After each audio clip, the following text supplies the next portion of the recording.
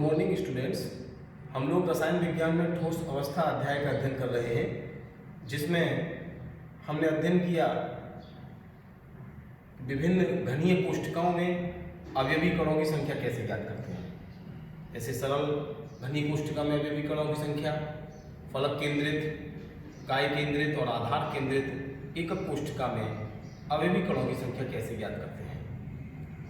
उनको सीखने के बाद अब हमारा टॉपिक है निविड़ संकुलित संरचनाएं, फिर संकुलन क्षमता, फिर सरल घनीय कोष्ठका की संकुलन क्षमता, फलक केंद्रित कोष्ठका की संकुलन क्षमता, और होता है आधार केंद्रित और काय केंद्रित एकक कोष्ठका की संकुलन क्षमता।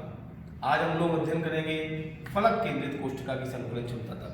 सबसे पहले देखते हैं कि निविड़ संकुलित संरचनाएं क्या होती हैं। निविड़ संकुलित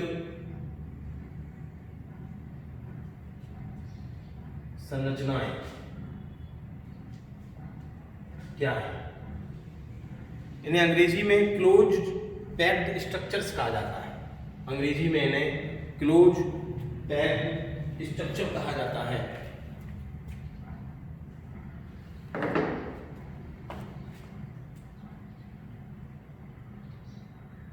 क्लोज पैक्ड स्ट्रक्चर्स।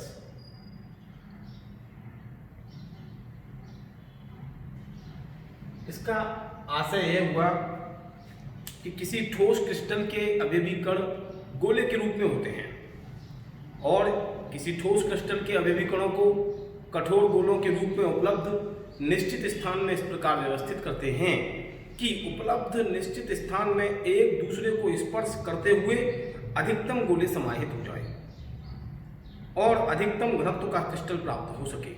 इस प्रकार के संकुलन को निविड़ संकुलित संरचना या निविड़ संकुलन कहते हैं। अर्थात हमारा आशय यह है कि किसी ठोस क्रिस्टल में जो गोले होते हैं अर्थात अवयवी कण होते हैं, उनको इस प्रकार एक दूसरे से टच करते हुए, स्पर्श कराते हुए समाहित कराया जाता है कि अधिकतम गोले उसमें बन जाएं और रिक्तिकाएं कम रहें, खाली स्थान कम रहे। जितना ज़्यादा गोले भरे जाते हैं, जितना ज़्यादा उसका भराव होता है, वह भराव ही संकुलन क्षमता कहलाता है। क्रिस्टल जालक में एक गोला जितने अन्य निकटस्थ गोलों के संपर्क में होता है अथवा उनके द्वारा घिरा होता है, उसकी संख्या को समन्वय संख्या या उपसह संयोजन संख्या कहते हैं। देखें कैसे। अगर हम देखें एक विमीय ये निविड़ संकुलित संरचनाएं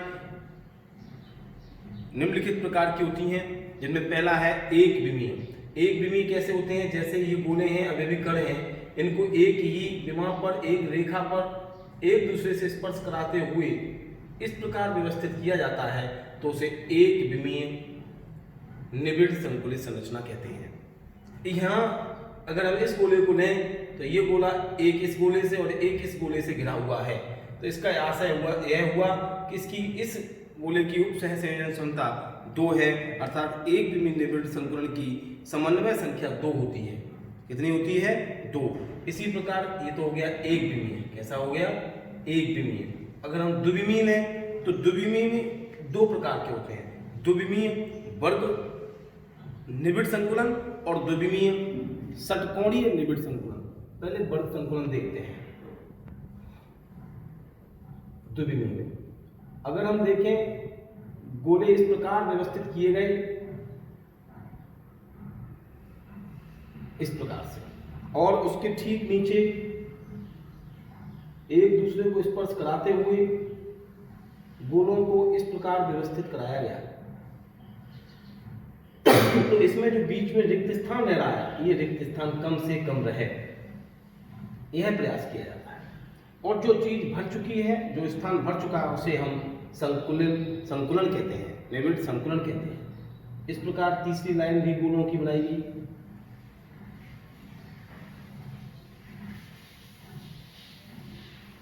इस प्रकार अब देखिए कि इन मान लो ये वाला गोला है, एक ये गोला है, एक ये गोला है, एक ये गोला है और इसके नीचे एक ये गोला। ये 4 हमने गोले देखे। इन चारों गोलों के कोणों को यदि हम मिलाएं इस प्रकार और इस प्रकार, तो बीच वाले गोले के जो चारों तरफ गोले हैं उनके हमने कोणों को मिलाया तो एक ऐसी संरचना प्राप्त हुई जो वर्ग के समान है। अतः इसे हम द्विविमीय वर्ग निबिड़ संकुलन कहते हैं। क्या कहते हैं? द्विविमीय वर्ग निबिड़ संकुलन कहते हैं। एक बार फिर देख लेते हैं कि अगर हम इस प्रकार से वर्ग न बना के इस प्रकार बनाएं, देखना कि यहां से हम चले, यहां तक गए और फिर ये नीचे ये और यहां तक गए। इस भुजा को इस भुजा से मिला दिया, हमारे गोले सही नहीं बन पाए इसलिए ये इस प्रकार हो रहा है। और ये हम आपको दोबारा गोला बनाने के बाद लाइन रेड वाली खींचेंगे, गोला हम सही कर दें कि ये गोला और ये गोला।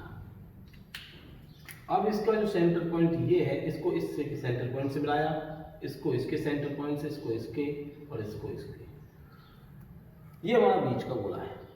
अब इसको भी मिला दिया और इसको भी मिला दिया। अब आप देखें इसमें भी ये वर्ग की समान संरचनाएं बनती हैं, इसलिए इसे द्विविमीय वर्ग निबिड़ संकुलन कहते हैं। इसी प्रकार यदि हम दूसरा देखें, इसका सेकेंड पार्ट द्विविमीय का, तो कैसे बनेगा? अब की बार गोलों को हमने इस प्रकार व्यवस्थित किया। कैसे व्यवस्थित किया? हमने इस प्रकार व्यवस्थित किया कि एक गोला दूसरे गोले के ऊपर स्पर्श करता हुआ रखा जा रहा है और इस प्रकार ये इस प्रकार से।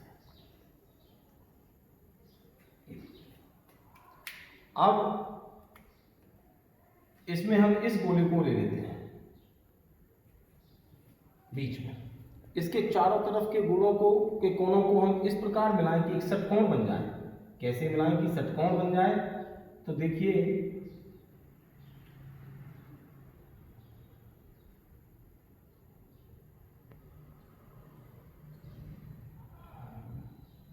चलिए यहां से देखिए, ये देखिए इस प्रकार, और ये रहा इसका, ये इससे मिलाया, फिर दो रेखाएं ये नहीं, ये इससे मिलाई, फिर ये एक बिंदु ये रहा, इससे मिलाया, फिर ये इससे मिलाया, ये बन गया षटकोण। क्या बन गया? षटकोण बना। इसमें एक ही गोला बीच में आना चाहिए, सही संरचना नहीं। दोबारा बनाता हूं।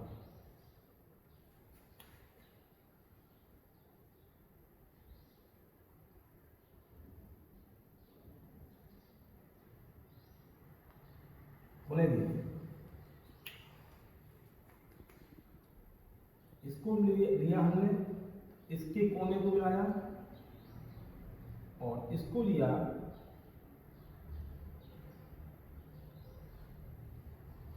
जब भी, माफ कीजिएगा बिल्कुल सही चल रहा है, जब भी हम एक गोले के नीचे दूसरा गोला रखेंगे तो हमारा वर्ग निबिड़ संकुलन ही बनेगा। कैसा बनेगा? वर्ग निबिड़ संकुलन, जो इधर बनेगा। और हमको बनाना है षटकोणी, तो हमें गोलों के रखने की व्यवस्था को ही चेंज करना होगा। तो हम फिर से पुनः उसी को बना गए थे, इसलिए नहीं बनाया। देखिए अच्छा हुआ कि फिर से क्लियर हो गया था कि वर्ग कैसे बनता है। अब गोलों को, दो गोलों के बीच में यहां एक गोले को रखें, फिर दूसरा गोला इसी प्रकार इन दोनों के बीच में, ये इस तरीके से। बड़े नहीं बनाने हैं, साइज वही रखना है, नहीं तो साइज आ नहीं पाएगा।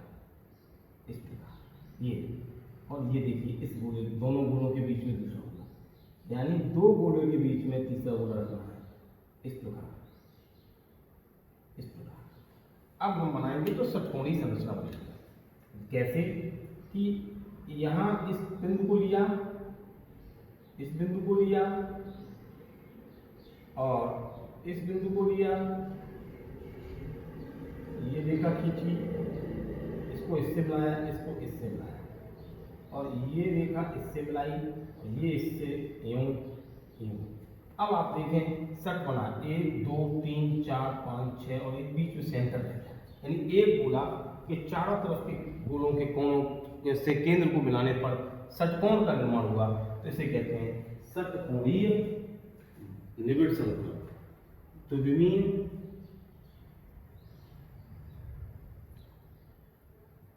षटकोणीय निबिड़ संकुलन। अच्छे से समझ में आया होगा। बीच में हमने एक बार और बनाया था जो वर्ग निबिड़ संकुलन बन गया था। अब आपकी समझ में क्लियर आया होगा। इसी प्रकार तीसरा प्रकार होता है, एक विमीय हो गया, द्विविमीय, तीसरा होता है त्रिविमीय। कौन सा होता है? थर्ड टाइप में त्रिविमीय। त्रिविमीय में इस प्रकार की संरचनाएं बनती हैं, हम गोले बनाते हैं और गोलों के ठीक नीचे गोले बनाते हैं, इनके ठीक नीचे गोले।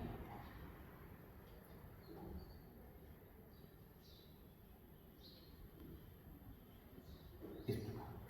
और ये ऊपर वाले गोले हैं जो तीसरी पृष्ठ के दूसरी ओर दिखाई देते हैं।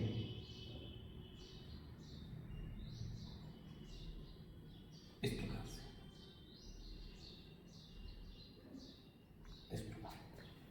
अब देखें कि इसमें एक ऐसी संरचना बनती है जो घनीय होती है, ये 3 डायमेंशनल होती है, त्रिविमीय होती है।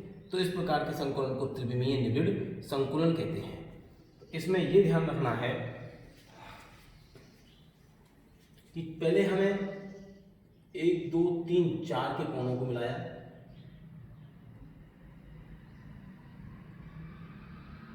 उसके पश्चात हमने देखा कि हम इस वाले पॉइंट को, इस वाले के सेंटर को और ये इस वाले के सेंटर को इससे मिलाया, इससे मिलाया। इस प्रकार एक त्रिविमीय संरचना बनती है। इसे हम कहते हैं त्रिविम निबिड़ संकुलन। क्या कहते हैं? त्रिविम निबिड़ संकुलन। अब देखते हैं संतुलन क्षमता। इधर देखें, संतुलन क्षमता।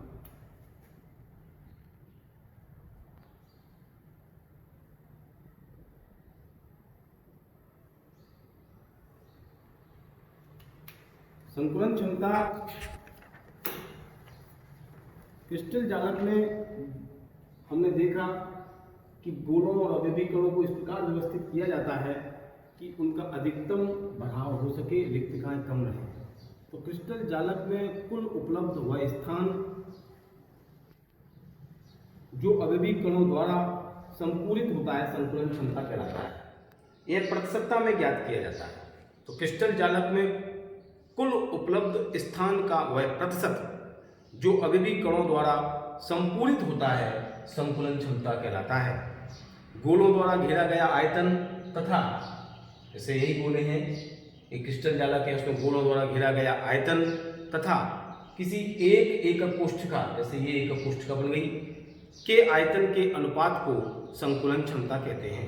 तो संकुलन क्षमता के लिए हम सूत्र लिख सकते हैं कि संकुलन क्षमता को अंग्रेजी में कहते हैं पैकिंग एफिशिएंसी। पैकिंग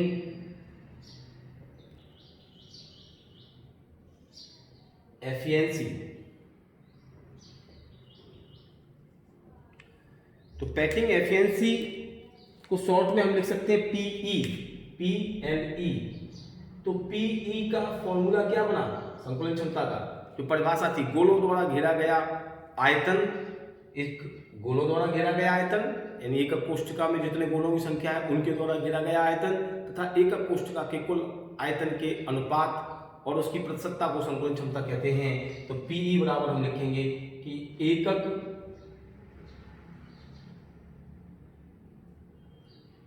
कोष्ठिका के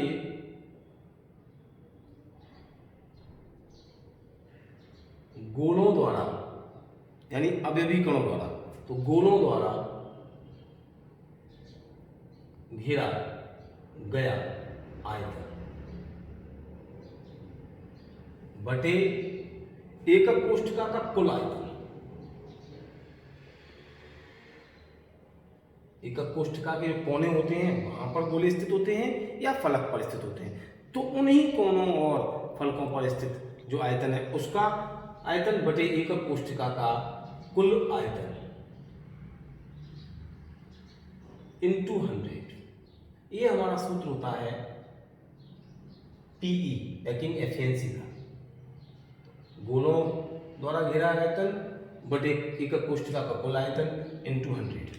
अब हम गोलों द्वारा आयतन कैसे निकालेंगे? मान लो गोलों की संख्या फलक केंद्रित को अगर हम लेते हैं तो 4 होती है, सरल घनीय कोष्ठका को अगर हम लेते हैं इसको तो गोलों की संख्या 1 होती है और फलक केंद्रित में 4 होती है। हम लोगों ने पिछले टॉपिक में पढ़ा था। तो अब अगर हम इस संख्या को z मान लें, क्या मान लें? z, क्योंकि गोले के आयतन का सूत्र होता है 4/3 पाई r क्यूब। क्या होता है? इसको खुद लिख देता हूं मैं, 4/3 पाई r क्यूब। ये एक गोले का आयतन होता है। अगर गोलों की संख्या 1 से ज्यादा है इसलिए हमने z का मल्टीप्लाई किया। z का मतलब जैसे फलक केंद्रित में 4 होती है गोलों की संख्या बटे एकक कोष्ठका का कुल आयतन। एकक कोष्ठका घनीय होती है, घन का आयतन होता है भुजा का क्यूब। भुजा को यदि a मान लें तो a का क्यूब इनटू 100। ये हमारा सूत्र बन गया पैकिंग एफिशिएंसी का। इसका सूत्र बन गया ये हमारा पैकिंग एफिशिएंसी, Pe बराबर z into 4/3 pi r cube upon a cube into 100। अब हम देखते हैं कि सरल घनीय एकक कोष्ठका की संकुलन क्षमता कैसे ज्ञात करेंगे। सरल घनीय एकक कोष्ठका की संकुलन क्षमता कैसे ज्ञात होगी?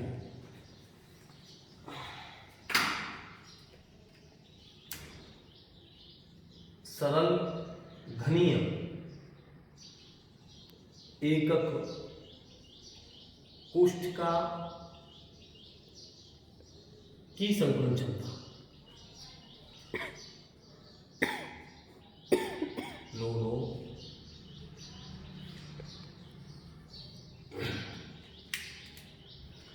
सरल घनीय एकक कोष्ठका को पहले बनाएंगे।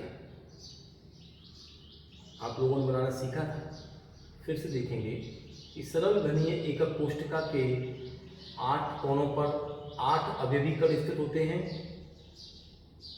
इस प्रकार से रेड से बनाऊंगा मैं अवयवी कणों की संख्या को। ये 4 कोने इधर और ये 4 कोने इधर।